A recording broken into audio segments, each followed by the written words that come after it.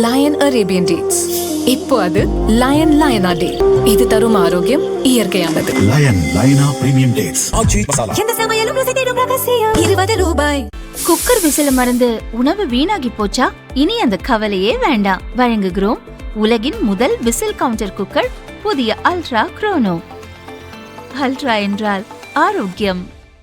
காங்கிரஸை மத்தியில் மீண்டும் ஆட்சியில் அமர வைக்க சரியான தலைவர் ராகுல் அல்ல பிரியங்கா என்ற பேச்சு மீண்டும் காங்கிரஸ் தலைவர்கள் மற்றும் தொண்டர்களிடையே எழ ஆரம்பித்துவிட்டது. இதற்கு காரணம் சமீபத்தில் பிரதமர் வீட்டு முன் நீட் தொடர்பாக நடந்த போராட்டம். பாதுகாப்பு நிறைந்த பிரதமர் வீட்டு முன் திடீரென காங்கிரஸ் தலைவர்கள் தெருவில் அமர்ந்து போராட்டம் நடத்தினர். அப்போது திடீரென சாலையில் படுத்து போராட்டம் நடத்தினார் எம்பி பிரியங்கா. இது தில்லி போலீஸை அதிர வைத்தது.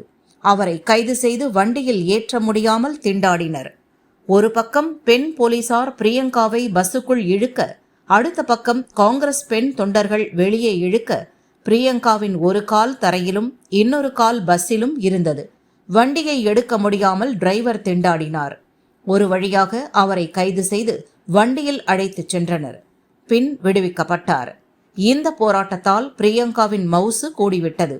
எதையும் தைரியமாக கையாளுகிறார். எது குறித்தும் கவலைப்படுவதில்லை. பார்லிமெண்டிலும் ராகுலை விட நன்றாக செயல்படுகிறார், பேசுகிறார்.